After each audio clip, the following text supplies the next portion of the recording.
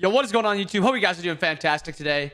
And today, we've got you guys a little build guide just that'll last until the end of Season 9, into Season 10. If any big changes happen, we'll obviously get you a good build guide then. But this is just a quick little build guide. Kind of describe to you when I look to build these things, why I don't build them, why I build them a lot. Just a bunch of things like that. And then we'll go over starters also, just to help you guys out. Because I know you guys like this type of content. You like picking my brain when it comes to like items and such. So let's just jump right in. Looking at all the starters, I just want to start it off with Warflag is still the worst starter, and I would never build it. If you actually care about winning, I would never build it. If you want to have fun, build it, but never build it if you want to win. I think Protector's Mask is in an okay spot right now. I've gone through phases where I think it just is super underwhelming, and then phases where I'm like, okay, this could be really, really strong. And I think I'm at the point where I just think it's fine. I think both Benevolence and Sentinel's Gift are both fine items too. The biggest thing for Protector's Mask is how expensive it is. Getting an extra 100 gold means you can get 250 health in 2 pots, 500 extra health over an entire lighting phase. So I think that is a big thing. Keep in mind, Protectors has no protections whatsoever. So even though it's protecting, it's only reducing mitigations. It's not giving protections. And then it gives you a slightly bigger heal also off minions. When you're looking at which starter you want to build, you don't really think about what this item does for you. You think about what you're doing with your build and then what is your end goal. A lot of the time, if you're building into Compassion, you want to have a character that's playing more backline, a Ganesh, a Khepri. You're playing with your team. You're not really blinking to engage. When you're building Sentinel's Gift, you're usually being a little bit more aggressive. You don't have to worry about Compassion. Just as a thing, if you guys didn't know, Compassion can actually put you in combat and not allow you to blink, which is a pretty big thing. It's not absolutely game-breakingly bad and you can never do it, but it is very hard to get your blink off sometimes when your teammate's getting poked and you're walking up. So keep that in mind. If you are going to be building blink, Compassion, you do have to play around that. If you're going to be playing stuff like Kabrakan, you're going to be playing Sobek, Xingchen, you're looking to blink onto the backline and maybe dive the entire time, playing an assassin, a warrior. Sentinels usually feels a little bit better because you just get straight up more protections to make you tankier. Compassion makes your teammates tankier, and you get slightly squishier because you do get 60 protections from Compassion. But those are kind of what you're thinking of when you want to build Sentinels. Are you diving? Are you going to be wanting yourself to be tankier? Compassion, do you want your teammates to be tankier? Do you want to keep them alive? Usually in comp, I think Compassion has just way more value. But in ranked, Sentinels can have way, way, way more value. And then Protectors is, do you want to have a damage item or 2 in your build? If you do, then you want to build Protector's Mask and you want to go your Thebes Mantle build. If you're building Protector's Mask, you have to build Thebes. It's like a rule. It gives you 110 protections and then 10 of each. This is giving you 130 total protections. This is giving your mask almost halfway to the actual Lono's mask. So Gauntlet of Thebes is nearly guaranteed with Protector's Mask. I think currently Gauntlet of Thebes is just the best first item in the game. I think Renewal and Manticore spikes have fallen off a tiny bit. Well, Renewal a tiny bit, Manticore a little bit more. Thebes is just like that end-all perfect item for support. It makes you super tanky, and then you can build into literally whatever else.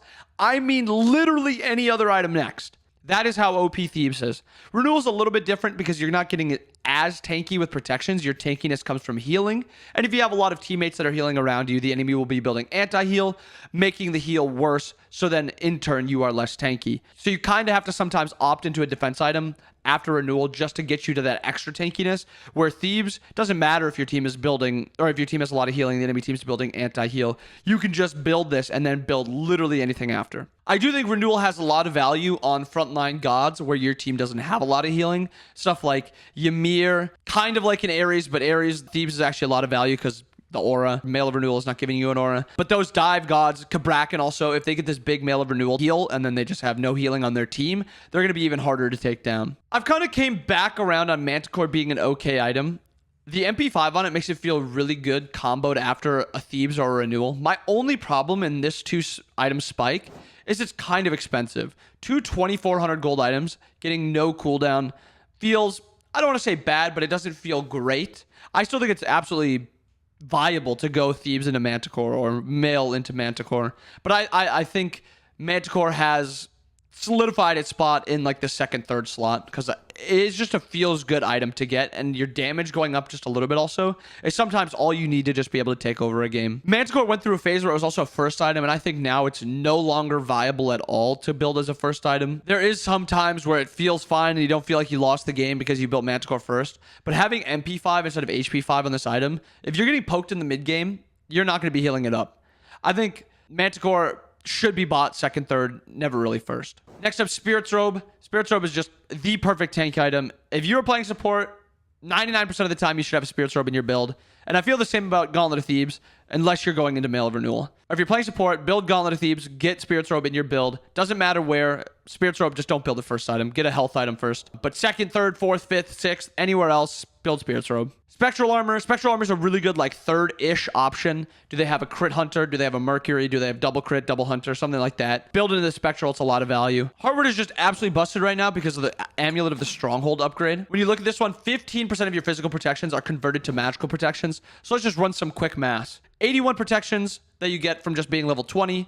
You get 65 from Gauntlet of Thebes, and then let's say you build Spirit's Robe, you get another 40. So 105, 195, you're getting 15% of that. You're getting almost 30 extra magical protections from this item. So on top of being 55, on top of it then being 20 that you actually get from the aura, and then you get 30 on top of that. This is turning into like 105 base magical protection item for 2,700 gold. It is absolutely busted. It should be in a lot of builds right now, and it should be in every build where there's 3 magical gods on the enemy team. Emperor's Armor is probably my favorite ranked item to build. You know little Jimmy, your ADC that you had to carry through the laning phase, and he was so heavy, and as soon as you left, he died, and then you went back to try to help him, and he just didn't help you with the kill, so you actually ended up not getting a kill, and you wasted time. You know he's not hitting that Phoenix. Emperor's Armor makes it so you can at least win the fight. Your ADC doesn't have to hit the Phoenix. You can at least win the fight under Phoenix. That's why I like Emperor's Armor. It's super cheap. It's really, really good stats-wise. You're paying 2,000 gold for 300 health, 60 protections, and the aura on top. And it's also good if you fall behind, because you can kind of play under your objective, or under your towers, and your towers will just shred. Next up, Magi's. I think Magi's is a fine item. I think it's really only got a spot in the second slot, where you are going to be getting bullied and picked and giving noogies and wedgies if you don't get this item. If you're playing Kabrakan and they have a dodgy Ares, if you're playing Ganesh, they have dodgy Ares, they're playing something like that, and you're playing something that doesn't have CC immune ult, just buy the Magi's. If you get ahead, though, I think Spirit's Robe is a better option in that slot. It gives you a little bit more tankiness, and then if they do commit to you, your team can actually win the fight afterwards. Pridwin as an item right now, I've kind of stepped back on it, kind of looked at it objectively, where it's still a fine item. I think its biggest problem is that it just pales in comparison to almost any combo of these two items. If you go Gauntlet of Thebes into Mail of Renewal, it's going to feel better than Gauntlet into Pridwin. If you go Gauntlet into Manticore, it's going to feel better than Manticore into Pridwin, or Gauntlet into Pridwin. If you go Spirit's Robe into combo these items, same thing with Pridwin. So I don't think it's really got a great spot in the meta. I think its stats are pretty average, but the 20% cooldown does feel really, really good. There is a spot where if you're ahead and you can go Thebes into either of these two items and then Pridwin, I actually think it feels really good. And if you don't need that extra tankiness from Spirit's Robe. To differentiate, if you want Spirit's Robe or Pridwin, Pridwin gives you slightly more damage and you become slightly less tanky. Spirit's Robe is just all tankiness. You'll be completely tankier, but you'll do obviously less damage than you would with the Pridwin, because the Pridwin's giving you extra cooldowns to spam more, and it's also giving you that Pridwin shield. Next up, Relic Dagger. It's another ranked item I really like. It's not much of a second item unless you go Thebes. Thebes into Relic Dagger gives you a whole bunch of health. It gives you 600 health. It's a cheap 2-item combo, and then you're at 130 prots of each. So it's a pretty good combo with that. And relics in this game are just all almost amazing. Frenzy, being able to have this on a 70-second cooldown, Bracer on a 60-second cooldown, Shell on a... Why does 130 sound wrong? Well, it's correct. Shell on a 90-second cooldown. All of them just feel so good. So I think Relic Dagger is a feels-good item and allows you to abuse your relics. If your character is kind of based around using your relics, you should get a Relic Dagger online. But again, its stats are just fine. You're basically just really liking it for the passive and then the cost of it. Cost! The last 3 items I want to talk about are the 3 best damage items to build on support. Pythag's Piece is just this perfect hybrid item of it gives you good damage, it gives your team good damage, it gives you a little bit of survivability, and it gives you cooldown. It's kind of just every stat that you would want except protections. So I think it's got a really nice place. If you're playing a god that will use power pretty well, Ares, Kabrakan, sometimes Ymir, I think Pythax has a pretty good spot. Not specifically Divine, but basically any flat pen item. Divine, Magus, and Deso. I just think Divine's the best one because of how cheap it is. It also allows you to kill enemy squishies right now, because they're going to be going Soul Gem and they're going to be going Dev's Gloves, mages and hunters, respectively. So getting that extra anti-heal is just really, really nice, and it just allows you to get that little extra damage reduction to the, or a healing reduction to the enemy so that you don't have to do as much damage. So if you think about late game, they have about 2k health. We'll say every hunter, every mage in the game has 2k health. Obviously, it's not wrong, but we'll say that. And then you say soul gem heals for 300. You can get it off about 2 times in a fight. And then autos are healing them for, what, 80? And then you're reducing it by about half. That is about 300 against mages, and then, what do you say, about 1,000 against hunters, something like that, over the course of a fight.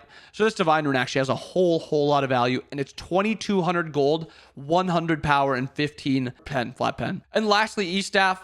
I think it is a bit underrated right now. It's a little expensive, which I think makes it kind of problematic to build. It is just statted absolutely phenomenally. Good health, good power. Crowd control reduction is really good when an item doesn't give you protections. And then the passive, which is the entire reason you build this item.